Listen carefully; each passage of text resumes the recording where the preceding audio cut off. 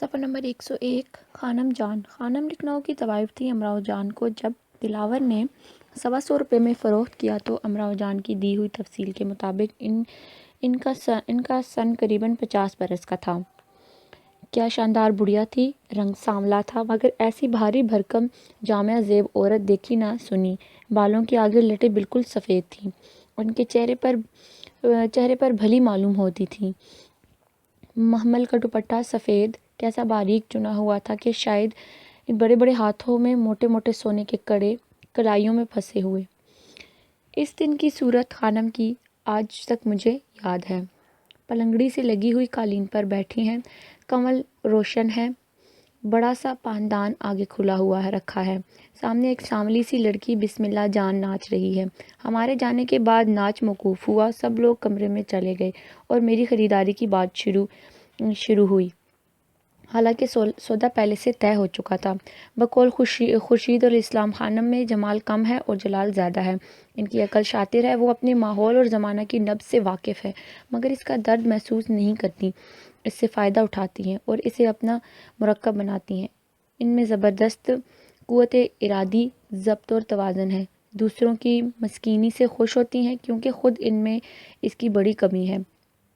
کاروبار میں وہ کبھی نہیں چوکتی، چند روایتی باتوں پر اعتقاد رکھتی ہیں، مگر اس اعتقاد میں جان نہیں ہے۔ البتہ اس سے پہلے کاروبار میں مدد ملتی ہے۔ وہ چند روایتی باتوں کو دہرا کر اپنے گناہوں کی تلافی کر لیتی ہیں اور اس طرح ان میں اور ان کے خدا میں مفاہمت ہو جاتی ہے۔ دوسرے ناقدین نے بھی خانم کے بارے میں اس طرح کا اظہار خیال کیا ہے۔ ڈاکٹر ظہیر فتح پوری لکھتے ہیں، خانم بہت باوقار شخصیت کی مالک ہیں، بہت کامیاب منتظم ہیں، بڑی مدبر اور ماہر فن موسیقی ہیں۔ بوا حسینی اور بسم اللہ جان۔ بوا حسینی ایک تجربہ کار طوائف ہیں اور خانم جان کی دلالہ ہیں۔ خانم بواسینی پر حد درجہ اعتماد کرتی ہے۔ گھر کا سارا انتظام، لڑکیوں کی خریداری، ان کی نگہداشت، تعلیم و تربیت کا انتظام، گاہکوں کے مہمان خانوں کا بندوبست، نوچیوں کے لیے گاہکوں کی فراہمی، گھر کی آرائش و زیبائش، کھانے پینے کا انتظام، غرض ہر چیز ان کے سپرد ہے۔ اس میں شک نہیں کہ وہ ان سارے کاموں میں مشتاق ہیں، خود بھی زندگی کا پورا لطف اٹھاتی ہیں اور دوسروں کو بھی ترغیب دیتی ہیں۔ صفحہ نمبر 102 بسم اللہ جان۔ بسم اللہ جان خانم کی بیٹی ہیں، گویا پیدائشی طوائف تھی۔ امراؤ جان اور خورشید کے ساتھ ان کی تعلیم و تربیت ہوئی۔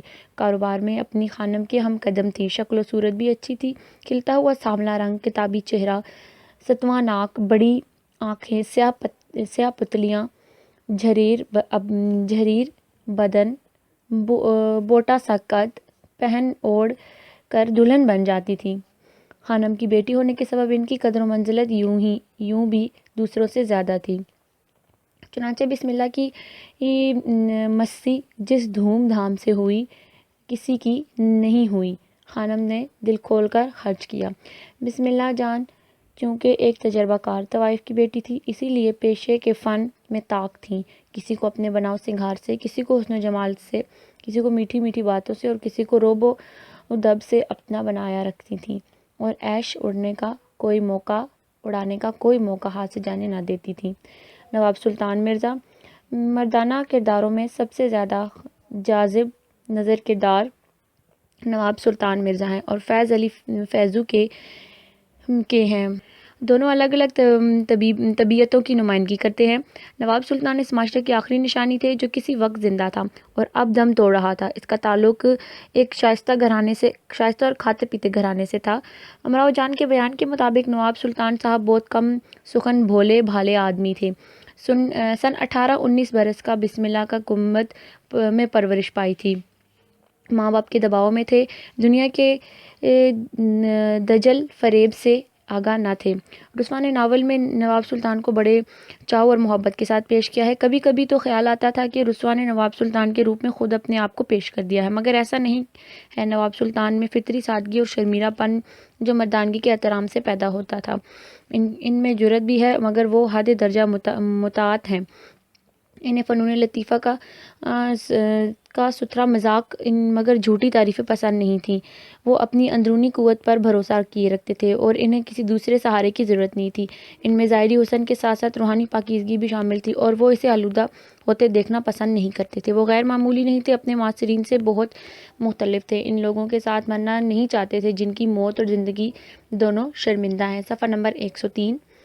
وہ اپنی دنیا آپ بنانے کے خواہش مند تھے، حالانکہ یہ دنیا بہت چھوٹی سی ہوگی، اسی لیے وہ ناول کے ہیرو نہیں تھے، وہ عظیم صلاحیتوں کے مالک بھی نہیں تھے، البتہ وہ اپنے معاصرین کی طرح گمراہ نہیں تھے۔ وہ ایک باعمل آدمی ہیں اور زندگی میں ہر عمل کی برکتوں کا انہیں احساس ہے۔ یہ وہی نواب سلطان مرزا ہیں جن کے رام دہی خریدی کی گئی تھی، اور رام دہی وہ لڑکی ہے جسے امراؤ جان نے اول لکھنؤ میں کریم کے ہاں اس وقت دیکھا تھا جب دلاور خان انہیں پکڑ کر لکھنؤ لے گیا تھا۔ لیکن نواب سلطان مرزا خان رکھ رکھاؤ کے آدمی تھے۔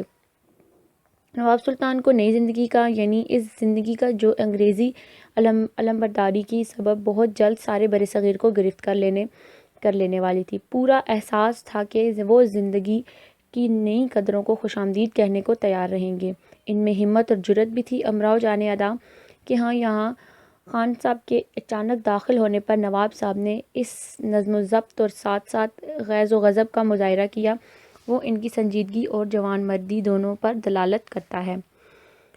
فیض علی فیضو۔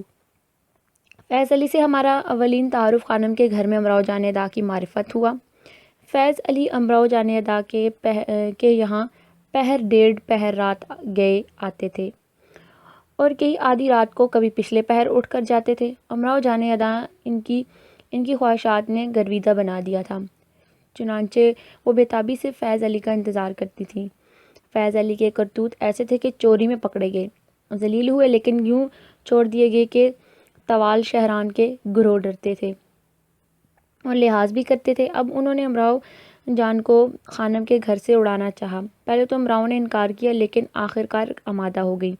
راستے میں شیون دھیان سنگھ کے آدمیوں نے مزاحمت کی، امراؤ جان کو روک لیا گیا۔ فیض علی بچ کے نکل گئے، لیکن ان کی زندگی کا جو اسلوب بن گیا تھا وہ حال ہی میں باقی رہا۔ زبردستی اور قوت آزمائی ان کا پیشہ تھا۔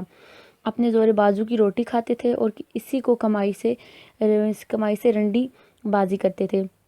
ڈاکٹر خورشید الاسلام کے لفظوں میں صفحہ نمبر 104، فیضو کی شخصیت میں چونکا دینے والی بات ہے، امراؤ جان کی خلوت میں وہ اس انداز سے آتا ہے گویا اس نے بھی معرکہ سر کیا ہے، اور اس سے اتنی قوت ہے کہ جہاں پاؤں رکھے گا وہاں زمین پگھل جائے گی۔ ہم اس کے تیور دیکھتے ہی اٹھ گئے کہ عورتیں اور قلعے جیتنے کے لیے ہیں۔ وہ زندہ لاوا ہے، اس کے لہجے میں تندی اور اس کی زبان میں تلوار کی اس کاٹ ہے کہ اس میں دوسرے پر چھا جانے اور اپنی بات منوانے کی امنگ اور قوت ہے۔ وہ اپنے جنازے پر ہنسنے کے لیے تیار ہے مگر عبرت حاصل کرنے کو تیار نہیں۔ وہ سب کچھ ہو سکتا ہے مگر مجاور نہیں ہو سکتا۔ وہ دشمن سے بڑی قیمت وصول کرتا ہے مگر دوستی کی ہر قیمت ادا کرنے کو تیار رہتا ہے۔ وہ ہیرے لٹکا سکتا ہے مگر ایک دوست کی نشانی کسی کو نہیں دے سکتا۔ شاید یہی وجہ ہے کہ آوارہ گرد اس کا حکم مانتے ہیں، کوتوالے سے چپکے سے چھوڑ دیتا ہے۔ فضل علی اس پر جان چھڑکتا ہے، امراؤ جان اس پر مرتی ہے، مگر حاصل یہ ہے کہ وہ جلال الدین شاہ خزام نہیں ہے، زہران ہے۔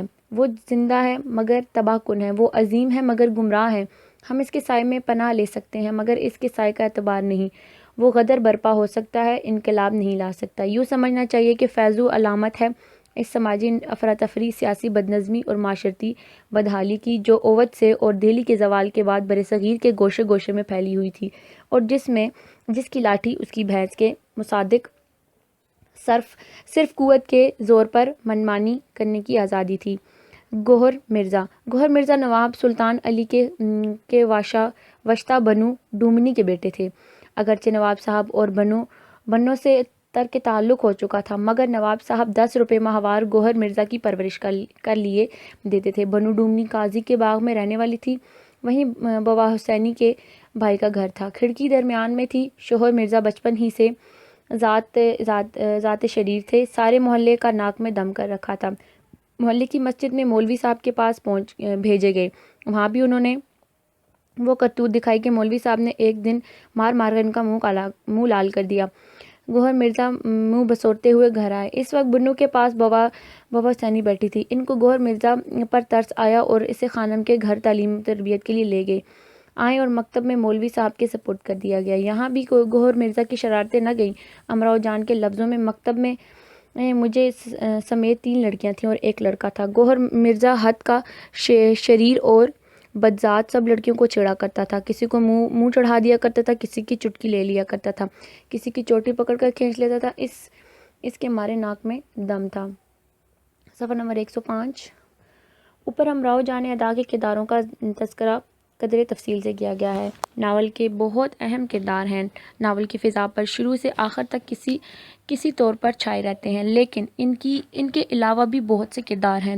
دلاور خان، نواب چھٹن، نواب جعفر علی خان، اکبر علی خان، راشد علی، خورشید، رام دہی، راجہ شیور دھیان سنگھ، فضل علی وغیرہ، یہ سب ناول کے پلاٹ کے اہم کل پرزے ہیں۔ ان سب کی اپنی اپنی جگہ حیثیت ہے اور سب کے مرزا رسوا نے انفرادیت کا رنگ بھر دیا ہے۔ منظر نگاری۔ ناول کے دلکشی میں منظر نگاری کا بہت بڑا اہم کردار ہوتا ہے۔ امراؤ جان ادا میں مرزا رسوا نے منظر نگاری کے بہترین نمونے پیش کیے ہیں۔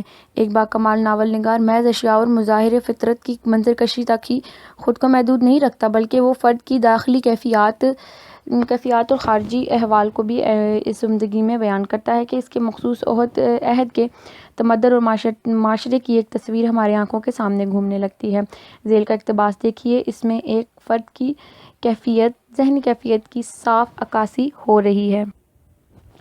برسات کے دن ہیں، آسمان پر گھٹا چھائی ہوئی ہے، پانی تل دھارا اوپر دھار برس رہا ہے، بجلی چمک رہی ہے، بادل گرج رہے ہیں۔ میں بابا حسینی کی کوٹھڑی میں اکیلی پڑی ہوں۔ بابا حسینی خانم کے ساتھ حیدری کے گھر گئی ہوئی ہے۔ چراغ گل ہو گیا اور اندھیری وہ کے ہاتھ کو ہاتھ نہیں سوجھتا اور کمروں میں جشن ہو رہے ہیں۔ کہیں سے گانے کی آوازیں آ رہی ہیں، کہیں سے کہکے آ رہے ہیں۔ ایک میں ہوں کہ اس اندھیری کوٹھڑی میں اپنی تنہائی پر رو رہی ہوں۔ مناظر فطرت کو بیان کرتے وقت ناول نگار کو اپنی قدرت بیاں کا مظاہرہ کرنا ہوتا ہے۔ مناظر فطرت کی بو کلمونی اور رنگا رنگی کی مرقع کشی کو خوبصورت انداز میں تحریر اور قدرت بیاں کو دونوں کا تقاضا کرتی ہے۔ رسوا کی منظر نگاری کی یہ دونوں خصوصیات ہیں کہ ان کے ہاں ہر لفظ اس خوبی سے تراشا ہوا ہے کہ مناظر کو یہ احسن منعکس کرتا ہے۔ اور ایک مثال دیکھیے۔ صفحہ نمبر 106۔ جھاڑے کا دم نکل چکا تھا، مگر ابھی تک نہ بدن سے گرم روئی بھرے ہوئے گالے اترے ہیں، نہ کندھوں کی رضائیاں، نہ چارپائیاں اندر دالانوں اور بند کمروں سے نکلی ہیں، نہ فراشی پنکھے چھتوں سے لٹکائے گئے ہیں، نہ ہاتھ کے پنکھے نکالے گئے ہیں۔ پت جھڑ کا موسم ہو چکا ہے، مگر ابھی تک ایک درخت ٹنڈ کھڑے ہیں، نئی کونپلیں پھوٹنے والی ہیں، ہولی ابھی تک نہیں جلی، پہیے کا شور، کوئل کی کوکو ابھی تک کانوں میں نہیں پہنچی۔ اس اقتباس میں جہاں لکھنؤ اودھ کے موسم کی جھلکیاں دکھائی دیتی ہیں، وہاں بدلتے ہوئے موسم کے ساتھ معاشرتی اور تہذیبی رویے کی خوبصورتی عکاسی بھی کی گئی ہے۔ مرقع کشی کی بہترین مثال رسوا کی ایک باریک بینی اور جزیات نگاری فطرت کا بھی پتہ دیتی ہے۔ المختصر رسوا کی منظر کشی بہت دلکش ہے، دل فریب ہونے کے ساتھ ساتھ فنی تقاضوں کو بھی پورا کرتی ہوئی دکھائی دیتی ہے۔ مکالمہ نگاری کے ناول میں خاص اہمیت حاصل ہے، اگرچہ مکالمہ ناول نگاری کا لازمی جزو نہیں ہے، لیکن ناول کی دلچسپی میں اضافہ کرتے ہیں۔ مکالمہ ناول کے ڈرامے سے مستعار لیا گیا ہے۔ ڈرامے کے مکالموں میں اختصار، زور جذبیت اور تلوار کی سی تیزی ہے اشد ضروری ہے، کیونکہ وہاں تو سب کچھ مکالمے میں ہی ہوتا ہے اور زیادہ تر کام بیان سے لیا جاتا ہے، لیکن پھر بھی اچھے کاموں سے اوسط درجے کا ناول بھی چمک اٹھتا ہے۔ پھنسے پھسائے اور غیر فطری مکالمے اچھے خاصے ناول کی اہمیت کو خاک میں ملا دیتے ہیں۔ آج کل ناول کے دیگر اجزائے ترکیبی کی طرح مکالمہ نگاری بھی ایک فن بن گئی ہے۔ کرداروں کی اہم خصوصیات کو بھی مکالموں میں ہی زیر نمایاں لیا گیا ہے۔ مکالمہ نگاری ایک مشکل فن ہے اور اردو ناولوں میں مکالمہ نگاری کی ہنرمندی میں ایک فقدان پایا جاتا ہے۔ بہت سے ناول نگار مکالموں میں بھی ادبی اور پرتکلف زبان میں استعمال کیے جاتے ہیں، حالانکہ مکالموں میں بول چال کی صاف اور رواں زبان ہوتی ہے۔ اس میں کردار کی ذہنی اور فکری حالت اور معاشرتی مقام و مرتبے کا خیال رکھنا بھی لازمی ہے، تاہم مکالمہ غیر فطری نہ ہو جائے۔ رسوا نے مکالمہ نگاری ان کے مقصدیت کا خیال رکھا گیا ہے۔ انہوں نے اپنے مکالموں میں بول چال کی زبان استعمال کی ہے۔ وہ اپنے مکالموں میں بھی فنکاری کے اعلیٰ معیار پیش کرتے ہیں۔ صفحہ نمبر 107۔ ان کے مکالمے مختصر اور فطری ہوتے ہیں، ان میں باقی باتوں کا لطف ہوتا ہے، ہر کردار اپنے حسب حال گفتگو کرتا ہے۔ نواب زادوں کی گفتگو میں ان کی پرتکلف زندگی جھلکتی ہے، ان کے مخصوص فقرے، بات بات پر قسم کھانا، خاندانی وجاہت کا ذکر کرنا، سب کچھ ان کی گفتگو میں ملحوظ رکھا جاتا ہے۔ طوائفوں کے مکالموں میں ان کی فطری فریب کاری، مصنوعی عشق پر فریب و ناز کی گفتگو کا تجارتی انداز ہے، سب کچھ نظر آتا ہے۔ فیضو ایک جاہل اور جانباز لٹیرا ہے، اس کی گفتگو اس کے حسب حال ہے۔ امراؤ جان ادا میں رسوا نے بیانات اور مکالموں میں نہایت لطیف توازن قائم رکھا ہے، یہاں ہر قسم کے بیانات اور ہر بیان دلاویزی اور اختصار کی مثال ہے۔ اس سلسلے میں گوہر مرزا کے کردار کا بیان خانم کے نگار خانے اور بوا حسین کی کوٹھڑی کا بیان ہے۔ زبان و بیان، زبان کا معیار بھی اس ناول میں بہت بلند ہے۔ رسوا کی زبان کو کوثر و تنظیم کی دھلی ہوئی معلوم ہوتی ہے، اس میں شوخی، متانت، بے ساختگی، ادبی چٹخالی، سب کچھ نہایت لطیف اور ہم آہنگی کے ساتھ سمویا ہوا نظر آتا ہے۔ زبان کی ان خوبیوں نے رسوا کی کارکردگی کردار نگاری میں جان ڈال دی ہے، انہوں نے اپنے بیانات سے افراد اور ماحول کو زندہ کر دیا ہے۔ ان کی کردار نگاری متوازن، دلاویز اور افراط و تفرید سے پاک ہے، ان کے بیانات کی نفاست و موزونیت اور مکالموں کی ڈرامہ تاثر سے افراد قصہ کو زندگی عطا کی ہے۔ ناول میں بیان اور مکالمہ، نفاست، موضوعیت اور مکالموں میں ڈرامائی تاثر کے افراد قصہ کو زندگی عطا کی ہے۔ ناول میں ان بیانات اور مکالموں کے ساتھ ساتھ چلتے ہیں، بیان و واقعات قصے کو آگے بڑھاتا ہے اور مکالمہ بیان کی رفتار کو تقویت پہنچاتا ہے، اس میں دلچسپی کا اضافہ کرتا ہے۔ ناول نگار کو بیان اور مکالمے کی فنی نزاکت اور تقاضوں سے پوری طرح واقفیت ہونی چاہیے۔ رسوا نے امراؤ جان ادا میں اس واقفیت کا پورا ثبوت دیا ہے اور اپنے کمال فن اعتراف کرایا ہے۔ ناول کی تکنیک پر اظہار خیال بھی یہاں بہت ضروری ہے۔ ناول ہو یا افسانہ ہو، عام طور پر یہ طریقہ اختیار کیا جاتا ہے کہ پورا قصہ واحد غالب کی ضمیر میں بیان کیا جائے۔ مثلاً مصنف بتاتا ہے کہ ایک لڑکی تھی، اس کا نام اکبری تھا، ایک اور لڑکی تھی، اس کا نام عسکری تھا، اس میں ایک سلیقہ شہار تھی اور دوسری پھوہڑ، وغیرہ وغیرہ۔ صفحہ نمبر 108۔ میرات العروض از مولوی نذیر احمد۔ دوسری صورت یہ ہو سکتی ہے کہ مصنف واحد متکلم میں پورا قصہ سناتے ہیں، مثلاً یہ کہ یہ دیکھا ہے، یہ کیا ہے، یا پھر کوئی کردار وضع کرے اور سارا قصہ سنائے۔ یہ تکنیک ذرا مشکل ہے، لیکن یہ ایک زیادہ پر اثر بھی ہے، کیونکہ ہم ایسے شخص کی زبان سے قصہ سنتے ہیں جو افراد قصے میں شامل ہیں، اس سے قصے پر بڑا اعتبار بڑھ جاتا ہے۔ امراؤ جان ادا میں یہی تکنیک اختیار کی گئی ہے۔ رسوا سے امراؤ جان ادا کی ملاقات ہو جاتی ہے، وہ کریت کر ان سے بیتے دنوں کی باتیں پوچھتے ہیں اور ضبط تحریر میں لا کر ایک مکمل ناول تیار کر دیتے ہیں، جسے امراؤ جان کی سوانح عمری بھی کہا جا سکتا ہے۔ اس تکنیک سے مصنف نے بہت سے فائدہ اٹھایا ہے۔ رسوا خود مرزا محمد ہادی تو نہیں، لیکن ان کے نمائندے ضرور ہیں، وہ قصے کو قابو میں رکھتے ہیں۔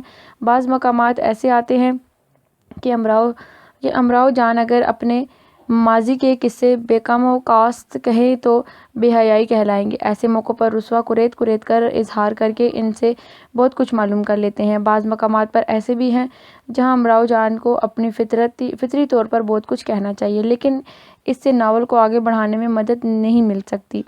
ناول کی زبان اس عہد کے تقاضے کے مطابق ادبی بلکہ شاعرانہ ہے۔ امراؤ جان ادا خود شاعرہ ہیں اور ادا تخلص کرتی ہیں۔ شعر و شاعری کی محفل میں ہی رسوا سے ان کی ملاقات کا ذریعہ بنی۔ ناول کا آغاز ہی اس شعر سے ہوتا ہے: ہم کو بھی کیا کیا مزے کی داستانیں یاد تھیں، لیکن اب تمہید، ذکر، درد، ماتم ہو گئیں۔ اس کے بعد بھی جا بجا حسب حال اشعار سے کام لیا ہے، زیادہ تر ابواب کسی نہ کسی شعر سے ہی شروع ہوتے ہیں۔ صفحہ نمبر 109۔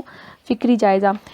فکری طور پر دیکھا جائے تو امراؤ جان ادا کا بیک وقت سماجی اور معاشرتی، نفسیاتی اور تاریخی ناول ہے۔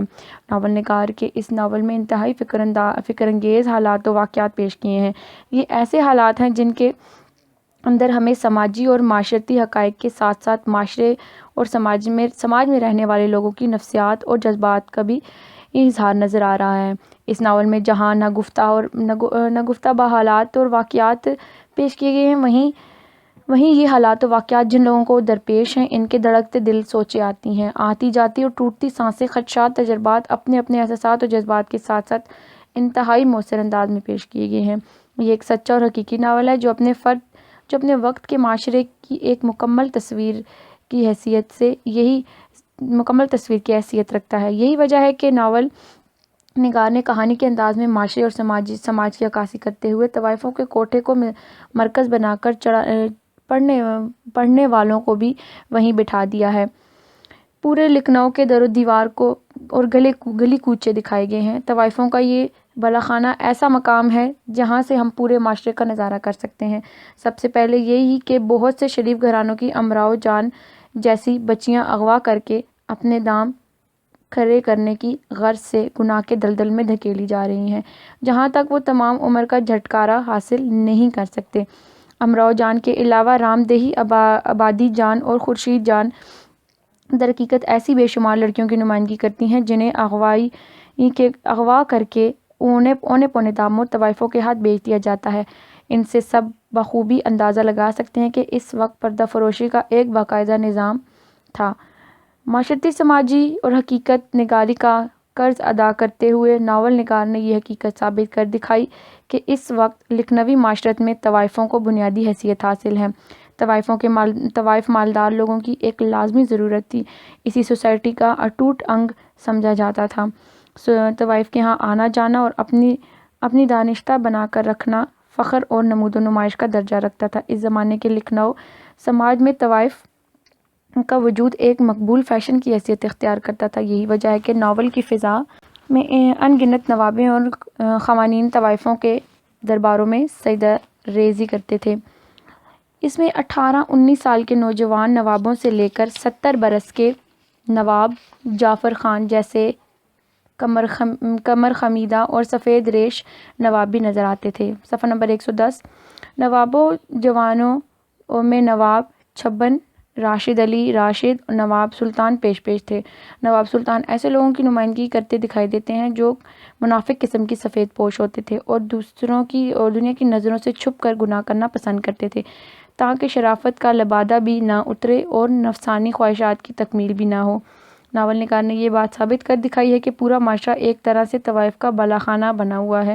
طوائفوں نے مختلف لوگوں کو اپنے جال میں پھنسانے کی خاطر ایک مخصوص منشور بنا رکھا ہے۔ وہ منشور مسیح کی رسم سے شروع ہوتا ہے جو صرف اور صرف کوئی نواب ہی سر انجام دے سکتا ہے اور جس کے منہ مانگی قیمت وصول کی جاتی ہے، اور اس طرح معصوم بچیوں کی عزت و آبرو کی قیمت خانم گھاگ طوائف کے صندوق میں پہنچ جاتی ہے۔ ناول سے ہمیں پتہ چلتا ہے کہ لکھنؤ کی زوال پذیر معاشرت کا طوائفوں کا دورہ تھا۔ نواب کے محلوں کی علمبرداری پر طوائفوں کا سکہ چلتا تھا۔ نوابین سیر و سیاحت، شکار اور کھیل تماشوں کے موقع پر طوائفوں کی فوج ظفر موج اپنے ساتھ رکھتے تھے۔ بڑی بڑی ڈیرہ دار طوائفوں کا ساز و سامان نوابوں کے خرچ پر ایک جگہ سے دوسری جگہ پہنچ جاتا تھا۔ نوابزادے بلکہ حرامزادے طوائفوں کے نخرے اٹھانے کے لیے ہمہ وقت مستعد رہتے تھے۔ طوائف اس وقت کی معاشرت کی اس قدر سرایت کر چکی تھی کہ طوائفوں کے کوٹھوں اور بالاخانوں میں تہذیب کا مرکز سمجھا جانے لگا۔ شرفا اپنی اولاد کو گناہ کی ان بھیٹوں میں آداب سکھانے کے بھیجا کرتے تھے تاکہ وہ کنتن بن کر نکلیں، لیکن صاف ظاہر ہے کہ وہ کنتن کے بجائے گندھے بن کر نکل رہے تھے۔ مجموعی طور پر دیکھا جائے تو فکری لحاظ سے ناول امراؤ جان ادا لکھنؤ معاشرت کے زوال کی داستان ہے، لیکن اگر ہم اپنے گریبان میں جھانک کر دیکھیں تو اس ناول میں ہمیں لفظ کے ہیر پھیر کے ساتھ ساتھ اپنی معاشرت اور سماج کی زوال پذیری بھی دکھائی دیتی ہے۔ عظیم ادب وہی ہوتا ہے جو نہ صرف اپنے عہد بلکہ آنے والے ادوار کی بھی ترجمانی کرتا ہے۔ لیکن آج ہمارے بردہ فروش کا گھناؤ کاروبار نہیں ہے کیا؟ آج ہمارے ہاں ہیرا منڈیاں، شاہی محلوں، نائٹ کلبوں، بیوٹی پارلروں اور فلمی دنیا کی طوائفوں کے بالاخانے موجود نہیں۔ رسوا کے عہد کی طوائف، ہمارے ہاں کی ماڈل گرل اور اداکار کا کیا فرق ہے؟ کوئی فرق نہیں۔ چنانچہ جب کوئی دیکھوں اداکار یقین ہوتا ہے، حسن 100 بار لٹنے پر بھی حسین ہوتا ہے۔ صفحہ نمبر 111۔ جس طرح لکھنؤ کے گناہ کی دلدل میں دھکیلی جانے والی لڑکیاں باہر نہیں نکل سکتی، تو آج بھی جو معصوم پھولوں بازاروں میں بک جاتی ہیں وہ لوٹ کر گلزاروں میں نہیں جا سکتی۔ بک گئے حیف جو سب شہر کے بازاروں میں، پھول پھر آ نہ سکے لوٹ کے گلزاروں میں۔ لیکن رسوا نے اصلاحی انداز میں یہ تاثر دکھایا ہے کہ گناہ کی زندگی ایک لعنت ہے۔ ہر عورت کو چاہے کہ وہ ازدواجی زندگی اختیار کرے اور گھر کی چار دیواری کے اندر عصمت و عصمت اور پاکیزگی کا تقدس برقرار رکھے۔ یہی سب سے بڑی دولت ہے۔ سکوہ کی جھنکار جوانی تک ہے، اس کے بعد دین و دنیا کی رسوائی ہے اور پچھتاوا ہے، پشیمانی ہے، نفسیاتی توڑ پھوڑ ہے۔ رسوا نے اصلاحی پیغام بڑے دلدادہ انداز میں پیش کیا ہے، مگر افسوس اس کا کیا کہا جائے کہ آج بھی صورتحال کچھ ایسی ہی ہے۔ شور ہوتا رہا خانوں میں، حسن لڑتا رہا ایوانوں میں، رات ڈھل جانے کو تھی جب فکری سسکیاں مل گئیں اذانوں میں۔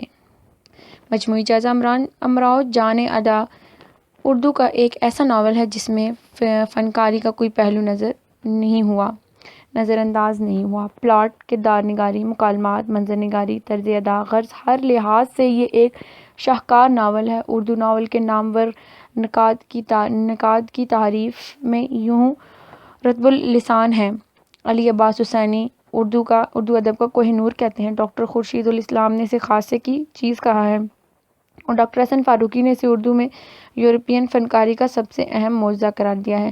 امراؤ جان ادا کے مرتب و مقام کے متعلق اظہار خیال کرتے ہوئے کہتے ہیں کہ ڈاکٹر فاروق اپنی اردو کی تنقیدی تاریخ میں رقم تراز ہے۔ امراؤ جان ادا ہی اردو میں ایک پرانا ناول ہے۔ ناول ایک خاص صنف ادب ہے جس میں نفسیاتی دلچسپی، ڈرامائی تصادم، پیچیدگیاں، قرین و قیاس اور کردار نگاری کو ایک مخصوص فارم یا سانچے میں ڈھال کر اس طرح پیش کیا ہے کہ واقعیت کا اثر پیدا ہوتا ہے۔ امراؤ جان ادا ہی اردو کا ایک ناول ہے جو اس تعریف پر ہر طرح پورا اترتا ہے۔ اس میں ڈرامائی پیچیدگی کی کمی بھی ضرور ہوتی ہے، مگر یہ کمی اتنی نہیں ہے کہ یہ ناول کے دائرے میں نہ لائی جا سکے۔ امراؤ جان ادا ناول نگاروں کا پہلا مکمل شاہکار ہے۔ اس کی ہر صنف اس درجے پر پہنچی ہوئی ہے کہ ناولوں کے ہر ناظر کو اپنا مذاق پختہ کرنے کے لیے اسی سے شروع کرنا چاہیے اور ہر فنکار کو اس پر حاوی ہو کر قدم آگے بڑھانے چاہیے۔ اس سے یہ نتیجہ نکلتا ہے کہ رسوا کو اردو ناول نگاری میں اسی طرح بانی کہنا چاہیے جس طرح رچرڈسن کو انگریزی ناول کا بانی کہا جاتا ہے۔ امراؤ جان ادا اردو ناول نگاری کی سنگ بنیاد ضرور ہے اور ہمیشہ رہے گی۔ سوال نمبر 1، امراؤ جان ادا کو بعض نقادوں کا اردو کا پہلا نفسیاتی ناول قرار دیا ہے۔ جواب: امراؤ جان ادا ایک نفسیاتی ناول۔ صفحہ نمبر 112۔ امراؤ جان ادا کے بارے میں عام طور پر نقادوں کی رائے یہ ہے کہ نفسیاتی ناول ہے جس میں مخصوص حالات کے تحت عالم جبر میں رہنے والی مخلوق یعنی رنڈی یا طوائف کی نفسیات کا دلچسپ مطالعہ کیا گیا ہے۔ چنانچہ سطور آئندہ میں ہم اس ناول کو اسی تناظر میں دیکھنے کی کوشش کریں گے۔ ناقدین فن اور ناول کی جو متعدد اقسام گنوائی ہیں، ان میں ایک قسم نفسیاتی ناول بھی ہے جس کی بڑی شناخت علی عباس حسینی کے خیال میں حقیقت نویسی، معاشرت نگاری، تجزیہ نفس اور تخت الشعور کا بیان ہے۔ آئیے اس روشنی میں اس ناول پر نظر ڈالیں۔ مرزا رسوا نے امراؤ جان ادا کو کسی محدود نقطہ نظر سے تحت نہیں لکھا۔ یہ ناول ایک لحاظ سے اپنے زمانے کے لکھنوی تہذیب اور معاشرت کی تاریخ ہے۔ اس تاریخ کو واضح کرنے کے لیے جو کردار دکھائے گئے ہیں، ان کے افعال و کردار سے اس معاشرت کے عقائد و میلانات اور رجحانات، افکار و خیالات کی آئینہ داری ہوتی ہے۔ چنانچہ کرداروں کے عمل ہی سے سروکار نہیں رکھا گیا، بلکہ مصنف نے ان کی کرداروں کے عمل کے پیچھے کار فرما افکار و رجحانات، احساس و کیفیات اور نظریات و محرکات کو بھی منعکس کیا ہے۔ اردو ناول میں یہ امتیاز رسوا کو حاصل ہے۔ انہوں نے سب سے پہلے اپنے ناول کے کرداروں کی داخلی کیفیت کو کامیابی سے ظاہر کیا ہے۔ صفحہ نمبر 113۔ ڈاکٹر ابو الہلیت صدیقی لکھتے ہیں: امراؤ جان ادا کے سلسلے میں ایک اور بحث جو اکثر کی جاتی ہے وہ ہے اردو ناولوں کی تاریخ میں پہلا نفسیاتی ناول کہنا چاہیے۔ اگر نفسیاتی ناول سے مراد ہے کہ ناول نگار اپنے کردار کے داخلی کیفیات اور احساسات کا تجزیہ کرتا ہے تو سارے قصوں میں کسی نہ کسی قدر نفسیاتی عنصر کم و بیش موجود ہوتا ہے۔ صرف خارجی شکل و صورت، رفتار و گفتار، چال ڈھال یا چند واقعات کے بیان کر دینے سے شخصیت کا اظہار پوری طرح نہیں ہوتا جب تک اس شخصیت کا داخلی تجزیہ نہ کیا گیا ہو۔ نفسیاتی تحلیل و تجزیہ کی 20ویں صدی کی جدید تکنیک اور فن ظاہر ہے۔ امراؤ جان ادا کے دور کے بعد کی بات ہے۔ مرزا ہادی رسوا اصطلاحی معنوں میں ماہر نفسیات نہیں تھے، لہٰذا امراؤ جان ادا ان معنوں میں نفسیاتی ناول نہیں ہے کہ ہم اسے ایک اصطلاحی ناول کہہ سکتے ہیں، لیکن اس کے مختلف عمروں، مختلف مواقع اور حالات میں مختلف لوگوں کے احساسات قلبی اور واردات داخلی کا اس طرح بیان ہوا ہے کہ اس نفسیات ضعف نگاری کیا یا درون بینی بھی کہہ سکتے ہیں۔ مکالموں کے اکثر رسوا نے اپنے کرداروں کی نفسیات کو بڑی چابک دستی کے ساتھ پیش کیا ہے۔ اس ناول میں بعض کرداروں کی تحلیل نفسی مصنف کے گہرے نفسیات و شعور کا ادراک کا پتہ دیتی ہے۔ ناول کے بیشتر کردار اپنے تجربات اور احساسات کو جس طرح بیان کرتے ہیں، ان سے ناول کے مصنف کا انسانی نفسیات سے ادراک عیاں ہوتا ہے۔ اس کا اندازہ لگانے کے لیے چند اقتباس ملاحظہ ہوں۔ محبت کے باب میں مرد اکثر بیوقوف اور عورتیں بہت چالاک ہوتی ہیں۔ اکثر مرد سچے دل سے اظہار عشق کرتے ہیں اور اکثر عورتیں جھوٹی محبت جتاتی ہیں۔ اسی لیے مرد جس حالت میں اظہار عشق کرتے ہیں وہ حالت ان کی اضطراری ہوتی ہے، اور عورتیں بہت جلد متاثر نہیں ہوتیں، کیونکہ مرد بہت جلد ہی عورتوں کے حسن و ظاہری پر فریفتہ ہو کر ان پر شیدا ہو جاتا ہے، اور عورتیں اس باب میں زیادہ احتیاط کرتی ہیں۔ اسی لیے مردوں کی محبت کسی قدر سری اور الزوم، عورتوں کی محبت اکثیر و زوال ہوتی ہے، مگر جانبین کے حسن معاشرے سے ان امور میں ایک خاص قسم کا اعتدال پیدا ہوتا ہے، بشرطیہ کہ دونوں یا کم از کم ایک کو سمجھ ہو۔ آگے چل کر ان نفسیاتی گہرائیوں کا خلاصہ پیش کرتے ہیں۔ خلاصہ یہ ہے کہ مرد کی محبت صرف لذت حاصل کرنا مقصود ہے، اور عورت کی محبت میں الم سے محفوظ رہنا اور لذت دونوں غرضیں شامل ہیں۔ صفحہ نمبر 114۔ یہ تو انسان کے نفسیاتی میلان کی عمومی بات تھی۔ اب اس سے بھی زیادہ رسوا نے مولویوں کے کردار تیار کرنے میں کمال دکھایا ہے۔ کس قدر صاف ستھرے خاکے اور ان کا اندرونی تضاد مہارت سے نمایاں کیا ہے۔ کانپور والے مولوی صاحب کو جب یہ معلوم ہوا کہ امراؤ ان کے ساتھ مسجد میں قیام کرے گی تو وہ کتنا گھبراتے تھے، بار بار لاہور پڑھتے تھے، کیونکہ شیطان آدمی کا دشمن تھا۔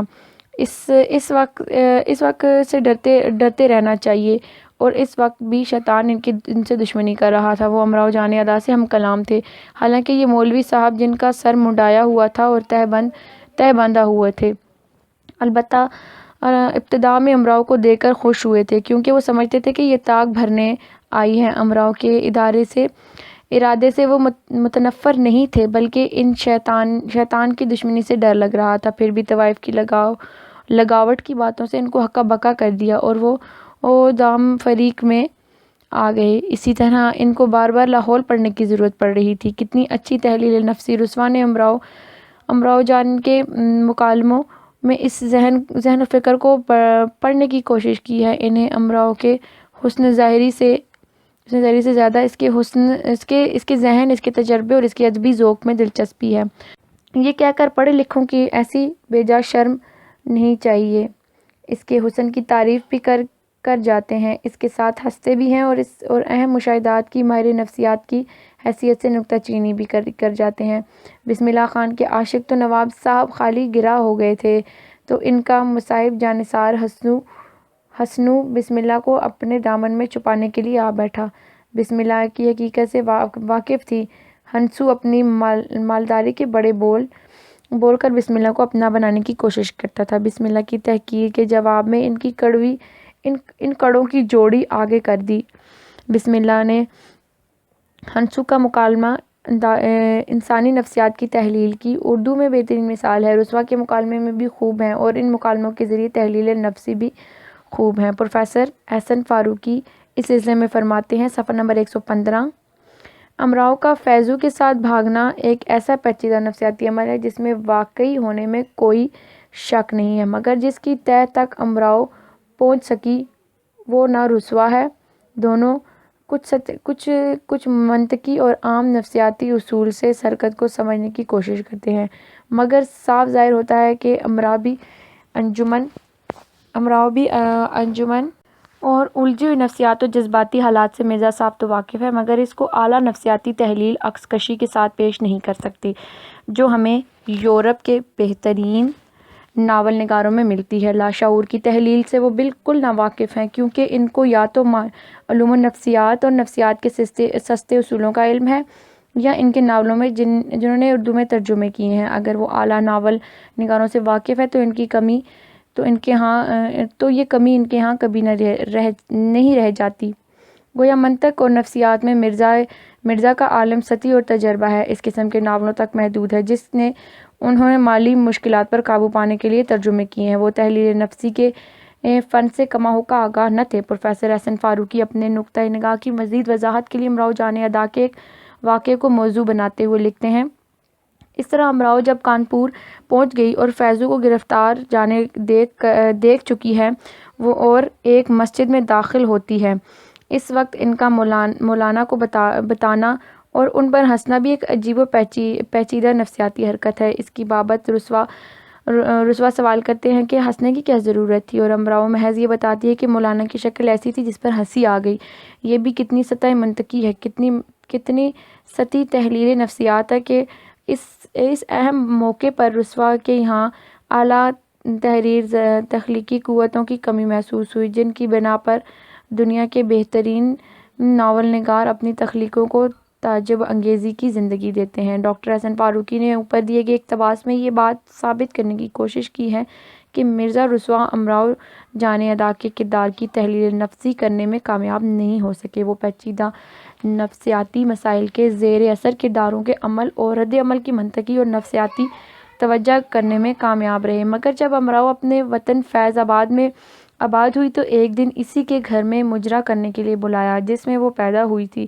یہ اس قصے کی پیچیدگی نفسیاتی کیفیت ہے۔ امراؤ نے اپنی ماں سے ملنے کا عالم اور اپنے گھر کی طرف اس احساسات کو رسوا نے بڑی خوبی سے واضح کیا ہے۔ ڈاکٹر احسن فاروقی لکھتے ہیں: یہی ایک پیچیدہ حالت ہے جس کو وہ کمال سے برت سکے۔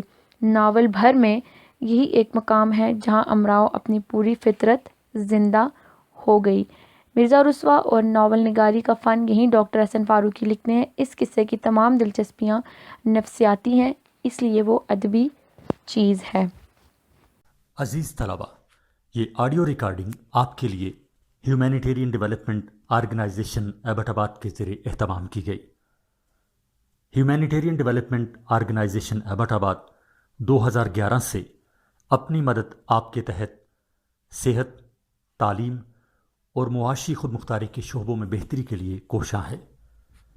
ادارہ نے نہ صرف خیبر پختونخوا بلکہ ملک بھر کے نابینا طلباء کی تعلیمی مشکلات اور رکاوٹوں کو دور کرنے کے لیے FA تا ماسٹرز لیول کی نصابی کتب اور کورسز، جن میں علامہ اقبال اوپن یونیورسٹی کے کورسز بھی شامل ہیں، کو آڈیو ریکارڈنگ میں منتقل کرنے کا اہتمام کیا ہے تاکہ نابینا طلباء اعلیٰ تعلیم تک رسائی حاصل کر کے ملک و قوم کی ترقی اور خوشحالی میں اپنا بھرپور کردار ادا کر سکیں۔ یہ تمام آڈیو ریکارڈنگز نابینا طلباء کو بالکل مفت فراہم کی جا رہی ہیں۔ نابینا طلباء کے علاوہ دیگر طلباء بھی اس تعلیمی سہولت سے استفادہ کر سکتے ہیں۔ ہیومینیٹیرین ڈیولپمنٹ آرگنائزیشن ایبٹ آباد، ای میل HDOATD@gmail.com، ویب سائٹ HDORG.net، رابطہ نمبر 03459541 یعنی 0345 9541 838۔ صفحہ نمبر 116۔ سوال: رسوا نے امراؤ جان ادا میں لکھنوی تہذیب و معاشرت کی عکاسی کی ہے؟ جواب: اس میں کوئی شک نہیں کہ رسوا نے اپنے ناول امراؤ جان ادا میں لکھنوی معاشرت کی عکاسی کی ہے، اور اس میں کوئی شک نہیں ہے کہ اس وقت پارا اخلاقی اور سیاسی لحاظ سے زوال پذیر معاشرہ تھا۔ خاص کر معاشرے کے اس طبقے کی عکاسی کی گئی ہے جس کا تعلق نہ کسی طریقے سے چکلوں، طوائفوں، نغمہ خواؤں، نوابوں، ضمیر فروشوں، ڈاکوؤں، بدماشوں اور بد کردار لوگوں سے ہوا، ان کی عکاسی کی گئی ہے۔ لکھنوی تہذیب و معاشرت کی عکاسی۔ پروفیسر عبدالاسلام کے مطابق انہوں نے ایک معمولی قصے کو تخلیل کی مدد سے لکھنوی تہذیب کا آئینہ دار بنایا ہے۔ اسی مضمون میں وہ ایک اور جگہ لکھتے ہیں، اس ناول میں صرف ایک طوائف کی داستان ہی نہیں ملتی، طوائف کی زندگی کی محض ایک وسیلہ ہے جس کے ذریعے واجد علی شاہ کے لکھنؤ کی ایک جھلک نظر آتی ہے۔ ڈاکٹر احسن فاروقی کو رسوا کے ہاں تخلیقی عنصر کی کمی محسوس ہوتی ہے، مگر اس دور کی معاشرت کی حقیقت نگاری کے بارے میں وہ لکھتے ہیں۔ زمانہ حاضر کی معاشرت کو وہ اس طرح پیش کر رہے ہیں جیسے کہ اخباروں میں روزمرہ تاریخ سامنے لائی جاتی ہے، اور اس کا صحیح ہونا اس کے خوبصورت اور دلکش ہونے سے زیادہ اہم ہے۔ امراؤ جان ادا کے موضوع کے بارے میں اس کے مقدمے میں ڈاکٹر خورشید الاسلام لکھتے ہیں، امراؤ جان ادا کا موضوع زوال ہے۔ یہ زوال ایک خاص معاشرے کا ہے اور معاشرت اودھ کے چند شہروں تک محدود ہے۔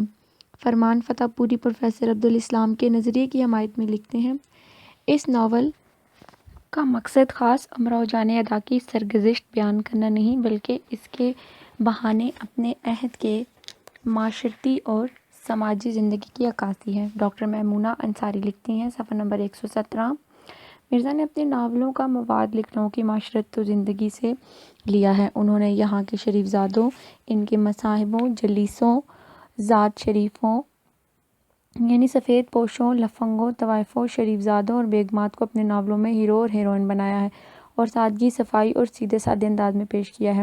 ڈاکٹر سلیم اختر لکھتے ہیں، رسوا نے طوائف کے کوٹھے کو عیاشی کا اڈہ نہیں بتایا بلکہ یہ ایک تہذیبی علامت کے طور پر پیش کیا ہے۔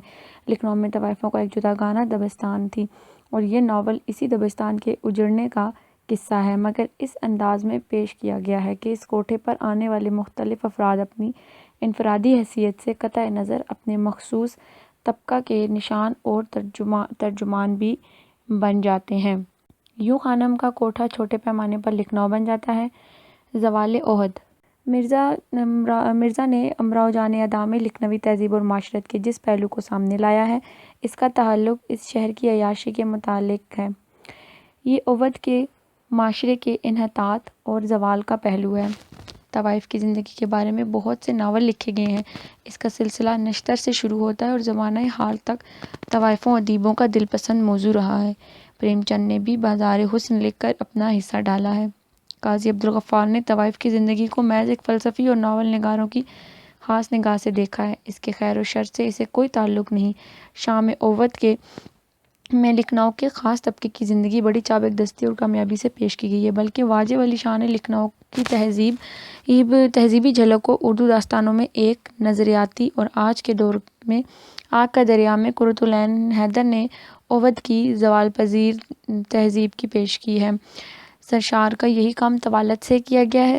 اس طرح لکھنوی تہذیب و معاشرت کی پھیلی اور بکھری ہوئی تصاویر اپنے مجموعی اور کامیاب تاثر پیدا کرنے میں کامیاب ہو سکتی ہے۔ رسوا لکھنؤ کی کامیاب اور مؤثر تصویر دکھانا چاہتے ہیں، وہ اس تصویر کو مختصر کینوس پر بنانا چاہتے ہیں اور اس کے خد و خال میں جزیات کو اس ہنرمندی سے سمونا چاہتے ہیں کہ دیکھنے والے اس کے پیش نظر سے جب وہ گزریں پس منظر پوری طرح اس سے آگاہ ہو جائے۔ صفحہ نمبر 118، وہ کسی ایسی جگہ کی تلاش میں تھے جہاں سے زندگی کا ہر گوشہ نظر آئے اور اس مقام اور منظر کی بدولت ان سب کا مفہوم واضح ہو جائے۔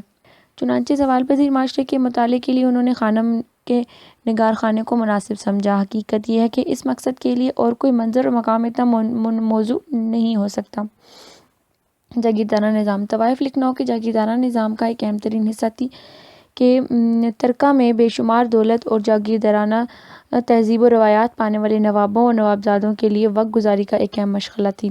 وقت گزاری تو علماء کی مصاحبت اور داستان گوئیوں کی رفاقت اور سماجی بھلائی کے کاموں میں منہمک ہو کر بھی کی جا سکتی ہے، مگر یہ مشاغل اپنے اندر اتنی کشش اور دلچسپی نہیں رکھتے۔ حتیٰ کہ طوائف کی مصاحبت طوائف اس نظام کا اہم ترین حصہ بن چکی تھی۔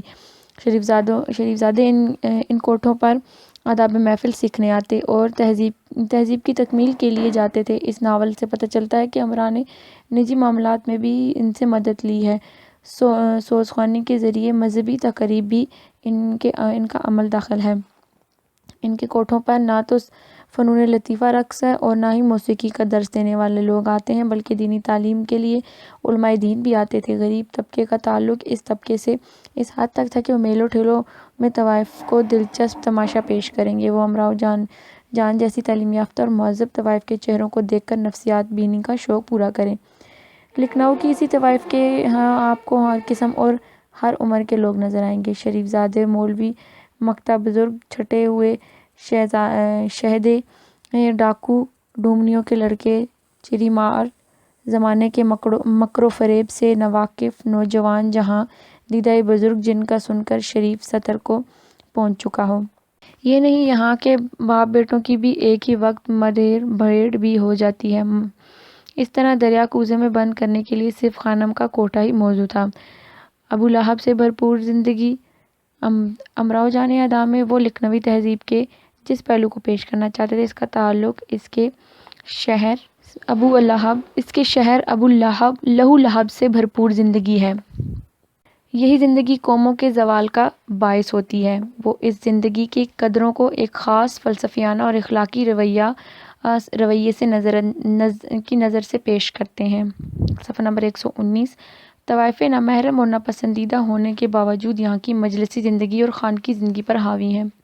اس معاشرے کی زندگی کا ہر پہلو اس کے دم قدم سے آباد ہے۔ خوشی اور غم اس کے بغیر ناممکن اور بے کش ہیں۔ اور پھر یہ طوائفیں آسمان سے نہیں ٹپکتیں، بلکہ اسی معاشرے کی پیداوار ہیں۔ اغوا ہو کر کسی معاشرے یا معاشی مجبوریوں کے ہاتھوں طوائف کے اس مقام تک پہنچتی ہیں۔ لہٰذا وہ نہ صرف یہ کہ نوابین اور امراء کے درباروں میں آنے جانے یا خلوت قدوں میں ان کی آغوش گرمانے، ان کے طرز و بود و ماند، ان کے خیالات و افکار، ان کی ذہنیت، ان کی سوچ، ان کی زندگی کی جلی و خفی پہلو سے آگاہ تھیں، بلکہ وہ یہ بھی جانتی تھیں کہ نچلے درجے کے متوسط طبقے کے لوگ کس طرح کے ہوتے ہیں، کیا سوچتے ہیں، ان کی خوشیاں اور امنگیں کیا ہیں، ان کے اعتقاد اور تعصبات کی فہرست کیا ہے۔ اس معاشرے میں زندگی کے تمام پہلوؤں کا اختصار اس مکمل مطالعے میں کیا گیا ہے۔ اس طرح دیرہ ہونے کا خیال نہ ہو اور ایسے جگہ کا انتخاب کرنا جہاں سے زندگی کا ہر گوشہ نظر آئے اور اس طرح نظر آئے کہ اس کا مفہوم واضح ہو جائے اور زوال پذیر معاشرت مکمل طور پر ہماری نظروں کے سامنے چمک اٹھے۔ اسی لیے حاتم کو کوٹھا ہی موزوں تھا۔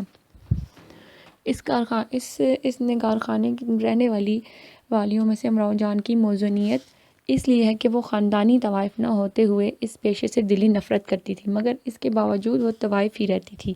وہ ایک ایسا وسیلہ تھی جس کے ذریعے ہم نوابوں کو اور ان کے متوسلین اور متعلقین کو خوب اچھی طرح جان جاتے ہیں اور ساتھ ہی ساتھ عوام سے ملنے اور ان کے افکار و اعمال سے واقفیت ہوتی ہے۔ خان کے نگار خانے کے حوالے سے ہی ہم اونچے طبقے سے متعارف ہوتے ہیں اور عوامی جذبات و احساسات سے باخبر ہوتے ہیں اور اس تمدن کی مکمل تصویر دیکھ پاتے ہیں۔ عوامی زندگی۔ رسوا نے اپنے ناول میں جہاں خانم کے کوٹھے کے حوالے سے نوابوں رئیسوں کی زندگی کی تصویر دکھائی ہے، وہاں اس معاشرے میں پھیلی ہوئی عوامی زندگی کی جھلکیاں بھی دکھائی ہیں۔ ان جھلکیوں میں لوگوں کے فکر و عمل، رسم و رواج، اعتقاد و اوہام، پسند و ناپسند کا عکس بھی بخوبی دکھائی دیتا ہے۔ صفحہ نمبر 120۔ امراؤ جان ادا میں ہر کردار کی تخلیق کے ایک سے زیادہ پہلو ہیں۔ یہ کردار امراؤ کے رشتے کے اندر ایک قسم کی مناسبت رکھتے ہیں مگر فطرتاً مکمل تضاد کے حامل ہیں۔ اس کے علاوہ ان کرداروں کی تخلیق میں انفرادی مقاصد بھی ہیں۔ یہ خاص ضرورت کے تحت تخلیق کیے گئے ہیں۔ ان میں سے ہر کردار اپنے مخصوص دائرے پر روشنی ڈالتا ہے، اس خاص زندگی کو منور کرتا ہے اور غالب ہو جاتا ہے۔ ہر کردار اپنے گروہ کی نمائندگی کرتا ہے۔ بقول ڈاکٹر عبدالاسلام، ناول کافی مختصر ہے مگر اس میں غدر سے پہلے کے لکھنؤ کی زوال آمدہ تہذیب، وہاں کی پرتکلف زندگی، معاشرتی قدریں، سیر تماشے، غدر کے ہنگامے، مختلف طبقوں پر اس انقلاب کے عظیم اثرات، سب کچھ بیان کر دیا ہے۔ رسوا صرف نوابوں اور طوائفوں کی زندگی ہی کے نباز نہیں بلکہ وہ عوام، ان کے احساسات اور تفریحات سے بھی بخوبی واقف ہیں۔ چنانچہ فیض علی صرف ہمارے سامنے ایک ڈاکو کی حیثیت سے آتا ہے اور وہ پیشہ ور نہیں ہے بلکہ غدر کے اثرات کی پیداوار ہے۔ وہ بنیادی طور پر شریف النفس ہے، مگر ظلم، ناانصافی، قتل و غارت اور بیکاری نے اس کو غنڈہ بنا دیا ہے۔ اس کے اندر شیطان کا ساز و زلزلہ ہے جو دشمن کو فنا کر دیتا ہے، لیکن دوست کی نشانی کو کسی طور پر بھی اپنے آپ سے الگ نہیں ہونے دیتا۔ وہ مار کے سر کرنے کا عادی ہے، اپنی زبان کا پکا اور قول کا دھنی ہے۔ یہ اس زوال آمادہ تہذیب کے نوجوانوں کا نمائندہ ہے جو کچھ کر گزرنے کا ارادہ تو کرتے ہیں مگر معاشرتی عوام اور حالات کے خارجی دباؤ سے متاثر ہو کر مناسب رہنمائی کے فقدان کی وجہ سے گمراہ ہو جاتے ہیں۔ ناول کے بارے میں ایک محقق کا بیان یوں ہے: امراؤ جان ادا کے تمام کردار اپنی فعال و کردار میں اپنے معاشرت اور معاشرتی اقتدار کی غمازی کرتے ہیں۔ ہم ان کرداروں میں ہر ایک جماعت کا نمائندہ بھی ہیں۔ بقول ڈاکٹر رام بابو سکسینہ، مصنف التاریخ اردو ادب، ہم نے کسی ناول میں اتنی دلچسپی، اتنی کثرت و واقعات اور فطرت انسانی کا اتنی واضح اور صحیح تصویر نہیں دیکھی۔ اس میں زمانے کی طرز معاشرت اور سوسائٹی کے ہو بہو نقشے کھینچے ہیں جن میں کسی قسم کا مبالغہ اور آورد نہیں ہے۔ صفحہ نمبر 121، حصہ دوئم، ناول آگ کا دریا، قرۃ العین حیدر۔ تعارف: پیدائش 20 جنوری 1962، علی گڑھ، اتر پردیش۔ والد کا نام سجاد حیدر یلدرم، والدہ کا نام نظر زہرا بیگم، ادبی دنیا میں نام اینی مس حیدر، قرأت پوم پوم ڈارلنگ۔ تعلیم ایم اے انگریزی لکھنؤ یونیورسٹی۔ اعزازات: افسانوی مجموعے پتجھڑ کی آواز پر ساہتیہ اکیڈمی ایوارڈ، پدم شری اور غالب ایوارڈ۔ شعبہ اردو، مسلم یونیورسٹی علی گڑھ میں visiting professor. Soviet lander award.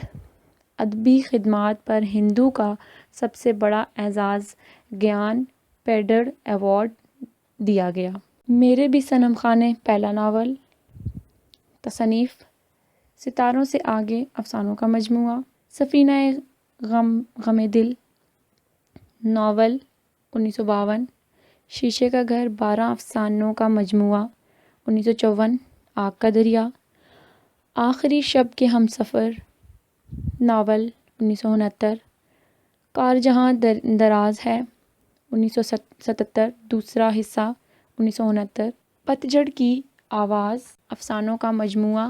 صفحہ نمبر 122، 4 ناولٹ، دلربا، سیتا ہرن، چائے کے باغ، اگلے جنم، موہے، بٹیا نہ کیجیو۔ روشنی کی رفتار، 18 افسانوں کا مجموعہ، گردش رنگ چمن، ناول۔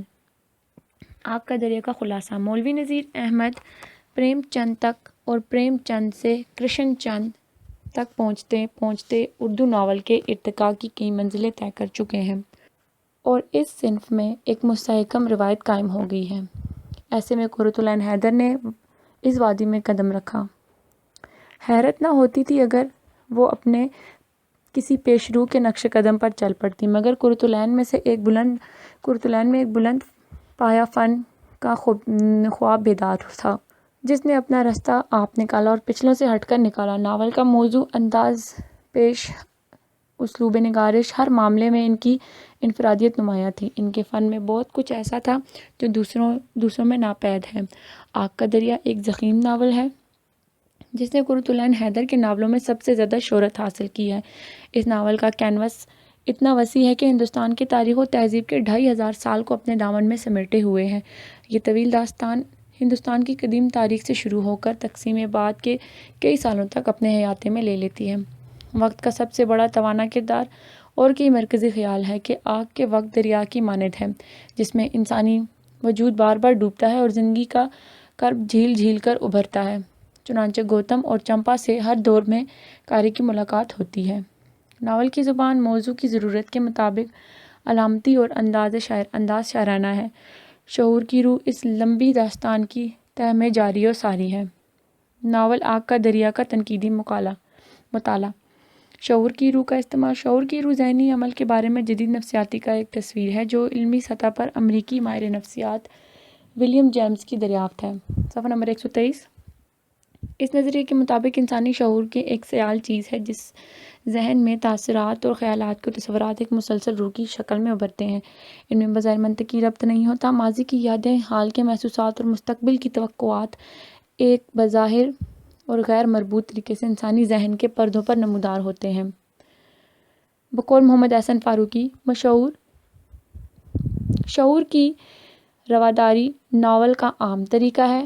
اس میں قصہ یوں بیان کیا جاتا ہے جیسے کہ کسی فرد کے دماغ میں تاثرات کی بے ہنگم دھار چل رہی ہو۔ قرۃ العین حیدر نے اس ناول میں شعور کی روح کی تکنیک استعمال کی ہے۔ شعور کی روح اس لمبی داستان کی تہہ میں ساری و جاری ہے۔ آگ کا دریا میں کئی مثالیں موجود ہیں۔ ساتھ میرے صنم خانے میں بھی اس کا استعمال کیا ہے۔ اس ناول کی شہرت کا اصل سبب بھی اس رجحان کی ترجمانی کی بنا پر حاصل ہوا ہے۔ کردار نگاری کے حوالے سے آگ کا دریا ایک اہم ناول ہے۔ قرۃ العین حیدر نے اعلیٰ سوسائٹی لوگوں کی زندگی کی جھلک دکھانے کی کوشش کی ہے۔ ناول میں یہ کردار جدید فیشن کے انداز میں بتا کر پیش کیا گیا ہے۔ اس زندگی میں ٹھاٹھ باٹھ، تکلف اور تزنا بھی ہے۔ اس میں سیاسی اور سماجی مسائل بھی آتے ہیں، لیکن ان کو حل کرنے والے لڑکے اور لڑکیاں موثر موٹر میں گھومتی ہوئی خدمت خلق کا اعلان اور اظہار زیادہ کرتی ہیں۔ برصغیر کی ثقافت ماضی کی بازیافت قرۃ العین حیدر نے فن ناول نگاری کا اہم جز ہے۔ آگ کا دریا 2500 برسوں پر پھیلا ہوا ہے۔ ہزاروں سال پرانی ثقافت کی تصویریں فلمی مناظر کی طرح دکھائی دیتی ہیں، لیکن اس کا وجود اس چابک دستی سے تراشا گیا ہے کہ تسلسل میں کہیں صنف نہیں آتا، کہیں ذوف نہیں آتا۔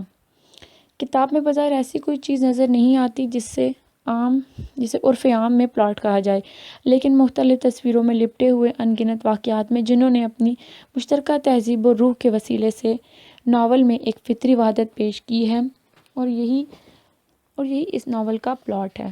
صفحہ نمبر 124، وقت کا تصور۔ انہوں نے وقت کو تینوں حصوں میں لمبائی، چوڑائی اور گہرائی کے ساتھ دیکھنے کی کوشش کی ہے، اور اس عہد عتیق میں آج تک ہندوستان کے طویل و عرض کو پھیلے ہوئے انسانی سماج پر بیتے ہوئے سانحہ پر ان کے گہرے اثرات ہیں، یعنی ان کے رشتے اور انسانی مفکروں پر ان کے گہرے اثرات ہیں۔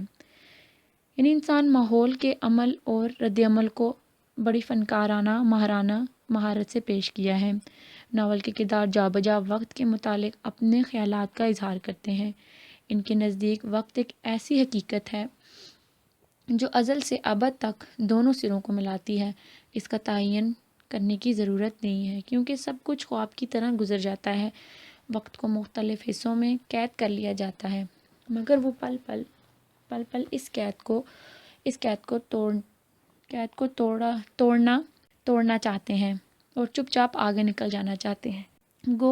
گوتم جو عہد عتیق میں ایک طالب علم بھی ہے، کبھی انگریز کی ملازمت میں شاہ اوود کے پاس ایلچی بن جاتا ہے، کبھی پروفیسر بن جاتا ہے، اور کبھی بھارت میں وزارت خارجہ کی افسر کی حیثیت سے کام کرتا ہوا نظر آتا ہے۔ منظر کشی۔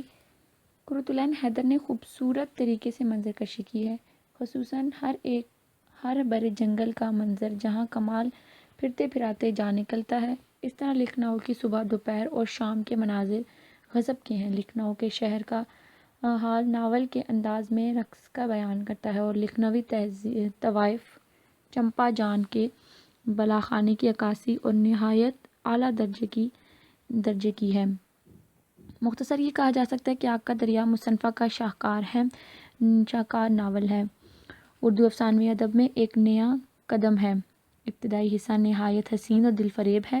قرۃ العین نے ہندوستان کے عہد عتیق کے کرداروں کو زندہ کر دیا ہے، جیسے ہم اس عہد میں سانس لے رہے ہیں، اور اسی کے گوشے پر ایک ایسی تہذیب و روشنی ڈالی ہے کہ زمین کا ذرہ، درختوں کی پتی پتی اور انسانوں کی ایک ایک جنبش کی گئی ہے۔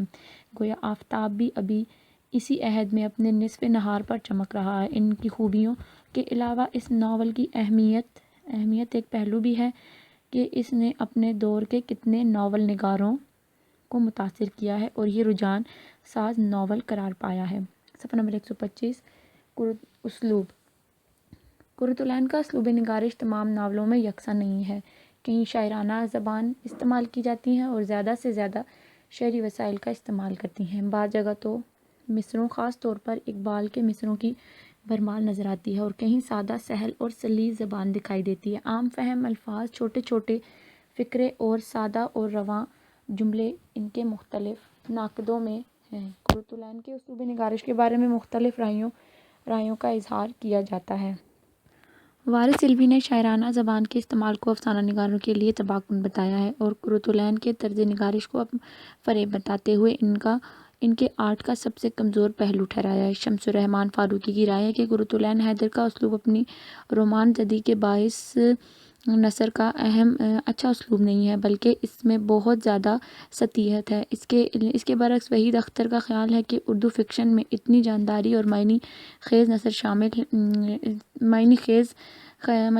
شاید ہی کسی اور نے لکھی ہو۔ آگ کا دریا میں علامتی اور اشاراتی زبان استعمال ہوئی ہے۔ وہ جس طرح سادہ بیان اسلوب پر قدرت رکھتی ہیں، اسی طرح تخلیقی زبان کے استعمال پر بھی قادر ہیں۔ وسیع کینوس قرۃ کو اردو کے باقی تمام فنکاروں سے ممتاز کرتا ہے۔ قرۃ کے ناول کا کینوس روز بروز وسیع سے وسیع ہوتا جا رہا ہے۔ وہ ماضی کے دفینوں کو تلاش کر کے حال سے ان کا تقابلہ کرتی ہیں اور مستقبل سے ان کا ربط جوڑنے میں سعی کرتی ہیں۔ قرۃ حیدر نے اپنے ناولوں میں اساطیری سلسلے دوسرے تمدنی گہواروں سے جوڑنے کی کوشش کر کے اردو افسانے کی جغرافیائی حدود کو وسیع کرنے کی کوشش کی ہے۔ مجموعی جائزہ: مجموعی طور پر کہا جائے کہ آگ کا دریا مصنفہ کا شاہکار ناول ہے۔ یہ اردو افسانوی ادب میں ایک نیا تجربہ اور اردو ناول نگاری میں ایک سنگ میل کی حیثیت رکھتا ہے۔ اس ناول کی اہمیت ایک پہلو یہ بھی ہے کہ اس نے اپنے دور کے کتنے ہی ناول نگاروں کو متاثر کیا اور یہ رجحان ساز ناول قرار پایا ہے۔ صفحہ نمبر 126 حصہ دوم ناول فردوس بری از مولانا عبدالحلیم شرر تعارفی نوٹ: تاریخ اور ناول کا فکری اور فنی فرق: تخلیقی ناول: فردوس بری کا تاریخی پس منظر: فردوس بری کا خلاصہ: فردوس بری ایک مطالعہ، پلاٹ، کردار نگاری: شیخ علی وجودی، حسین زمرد، کاظم جنوبی، طور معینی، خورد شاہ اور بلقان خاتون: مکالمہ نگاری، منظر نگاری، اسلوب، مقصدیت اور مجموعی جائزہ: حصہ دوم فردوس بری علیم شرر تعارفی نوٹ: پیدائش لکھنؤ 1820، اصل نام عبدالحلیم تخلص شرر، والد کا نام محمد حکیم تفضل حسین، وفات 1932 لکھنؤ، شادی 1876 ماموں کی لڑکی سے، تصنیف ناول دلچسپ 1885، دوسرا حصہ 1886، حسن اہلینا 1879، مقصود موہنہ 1890، ایام عرب 1899، دوسرا حصہ 1900، فردوس بری 1899، کیس و لبنہ 1891۔ فلورڈ رنڈا 3 ناول ہیں: دلکش، مقصد نازنین 1900، ڈاکو کی دلہن انگریزی ناول کا ترجمہ 1900، بدر النساء کی مصیبت 1911، شوکین ملکہ 1904، یوسف و نجمہ 1905، حضرت جنید بغدادی کی سوانح حیات 1906، تاریخ سندھ 1906، حضرت ابوبکر شبلی کے سوانح حیات 1907، آغا صادق کی شادی، ماہ ملک، غیبدان دلہن 1911، زوال بعد 1912، تاریخ مصر 1912، رومۃ الکبریٰ 1913، اسرار و مراپور 1914، خوف محبت 1914، الفسانو 1915، فاتح اور مفتوح 1916، بابک خرمی 1917، چوائے حق 1917، سوانح قرۃ 1917، طاہرہ 1922، مینا بازار 1925۔ صفحہ نمبر 129 تاریخی ناول سے کیا مراد ہے؟ تاریخی ناول گزرے ہوئے واقعات کو بلا کم و کاس یعنی بغیر کچھ گھٹائے یا بڑھائے بیان کرنا تاریخی ناول کہلاتا ہے، جبکہ ناول ایک ناول کی ایک بہت بڑی کہانی ہوتی ہے. اس کے بعد اس کے بلا و کم کاسٹ کے بغیر گھٹائے یا بڑھائے نکل جاتا ہے. دوسرے الفاظ میں تاریخ گزرنے والے زمانے کی انسانی زندگی اور تہذیبی اور تجربات کا حقیقی ریکارڈ ہے، جبکہ ناول انسانی زندگی کی تخلیق نو کا نام ہے. یہ زندگی کی تخلیق بھی ہے اور تنقید بھی. اسے یوں بھی کہا جا سکتا ہے کہ تاریخی زندگی کا دوربینی مطالعہ ہے، جبکہ ناول انسانی زندگی کا خوردبین مطالعہ ہے. ناول اور تاریخ کا فنی فرق. تاریخ کو ماضی کے انسانی مشاہدات اور تجربات کا روزنامچہ بھی کہا جا سکتا ہے، مگر ناول اس سے زیادہ بھی بہت کم کچھ ہے. فن تاریخ کے عالموں میں رائے میں مورخ حقائق کے معروضی مشاہدے اور مطالعے تک خود کو جتنا محدود رکھے گا، اس کا تاریخی سرمایہ اتنا ہی دقیق اور مستند ہوگا. مگر ناول نگار کی جہاں تک حیات انسانی کے معروضی پہلو پر پھیل پڑتی ہے، اس کے جذباتی حساسیات نفسیات پہلو پر زیادہ گہری ہو کر پڑتی ہیں. گویا تاریخی وسعتوں کو سمیٹنے سے زیادہ دلچسپی رکھتی ہے اور ناول نگار وسعتوں کے دائرے کو نقطوں میں سمیٹ کر گہرا اترنے کا فن ہوتا ہے. تاریخ کا نقطہ نظر عام انسانی نقطہ نظر سے مختلف، دردمندی، سوز و گداز سے خالی ہوتا ہے. مورخ کی نظر صرف شاہوں کا کج کلاہوں پر پڑتی ہے. بندرگان کوچہ گردی کی اس کے نزدیک کوئی اہمیت نہیں ہے، بڑے انسانوں اور بڑے حوادث اور واقعات کو اپنا موضوع بناتا ہے. اس کا روایت پسند ذہن صداقت کے مقابلے میں روایت کو غیر معتبر سمجھ کر رد کر دیتا ہے. اس طرح اپنے سینے کو رومان کے ایک مستقل خزانے سے خالی رکھتا ہے. اہم اور غیر اہم، معمولی اور غیر معمولی، مؤثر اور غیر مؤثر کے متعلق اس کا اندازہ فکریں، نفسیات اور جذباتی ہونے کے بجائے علمی منطقی خشک ہوتا ہے، اور اس کا اندازہ نہیں ہوتا کہ زندگی کے بظاہر حقیقت اور بے معنی چیزیں انسانی زندگی پر کتنا اثر کرتی ہیں. صفحہ نمبر 130. یہی وجہ ہے کہ انسانی تاریخ کی بنا پر تصویریں عموماً ادھوری ہوتی ہیں اور زندگی کے متعلق جو کچھ کہتا ہے وہ نامکمل حقیقت ہے اور نہ ہی پڑھنے اور سننے والوں کے لیے دلچسپی کا حامل ہے. تاریخی ناول کے متعلق مختلف رائے پیش کی گئی ہیں. بعض سخت گیر نکات و تاریخی ناول کو ہی ترتیب دیتے ہیں، اور ان کا استدلال یہ ہے کہ تاریخ کے مطابق کچھ اور ہیں اور ناول کے تقاضے کچھ اور ہیں. تاریخ کا فن ناول کے فن سے یکسر مختلف ہے، لہذا تاریخی ناول کی ترتیب ہی غلط ہے. لیکن یہ تنقید کی روح میں بہہ کر ایک جذباتی فیصلہ ہے، بلکہ ایسا ہی فیصلہ ہے جیسے مولوی نذیر احمد کے ناولوں کو بعض نقادوں نے سرے سے ناول ہی تسلیم نہیں کیا، جیسے محمد حسین آزاد کی آب حیات کو اردو شاعری کا تذکرہ کہہ کر اس کی تاریخی اور تنقیدی حیثیت کو چیلنج کر دیا. دراصل یہ تنقیدی انداز فکر نہیں ہے. تنقید ایک متوازن اندر فکر و استدلال سے پیدا ہوتی ہے. غیر متوازن آراء بھی کبھی تنقید نہیں کہلا سکتی. دیکھنا چاہتے ہیں کہ تاریخی ناول کی پس منظر میں کیا ہے، اور اس پس منظر کی روشنی میں تاریخی ناول کا تفصیلی جائزہ لے سکتے ہیں. مغرب کے تقریباً سبھی ناول نگاروں اور اہل اہرائے جنہوں نے تاریخی ناول کے متعلق کچھ خیالات کیے ہیں، اس بات پر ہم خیال ہیں کہ تاریخ کو تحلیل کی رنگینی کے ساتھ ساتھ بیان کرنا تاریخی قصہ گوئی ہے. البتہ انہوں نے قصے گوئی کی ایک مخصوص صنف کی حدود مقرر کی ہیں، کوشش کرتے ہوئے بعض ایسے نکتے ہیں کہ ان کی ترتیب سے تاریخی قصہ گوئی یا تاریخی ناول ایک ایسا واضح تصور پیش کیا جا سکتا ہے.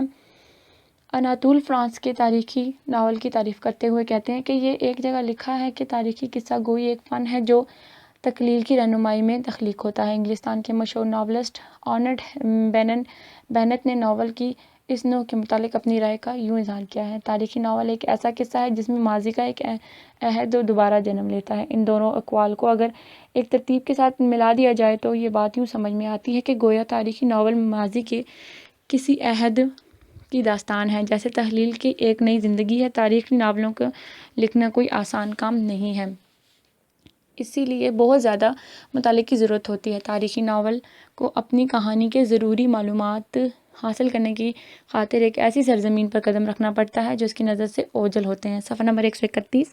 مشہور مقبول ناولسٹ سر والٹر اسکاٹ نے ایک جگہ لکھا ہے: تاریخی ناول نگار کا علم جس حد تک ایک مکمل اور پختہ ہوگا، جس حد تک اسے اپنے موضوع اور عہدے سے واقفیت ہوگی، اس حد تک اس کا ناول زیادہ دلچسپ اور زیادہ مؤثر ہوگا۔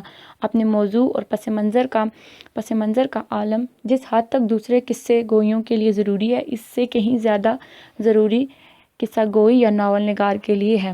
گویا تاریخی ناول کے لیے ایک تو مخصوص عہد کا تاریخی مطالعہ ضروری ہے، دوسرا ناول نگاری کے فن میں بھی اسے منفرد حیثیت حاصل ہونی چاہیے تاکہ وہ اپنے تاریخی مطالعے کو کوئی فنی ترتیب دے کر تخلیقی شے بنا سکے۔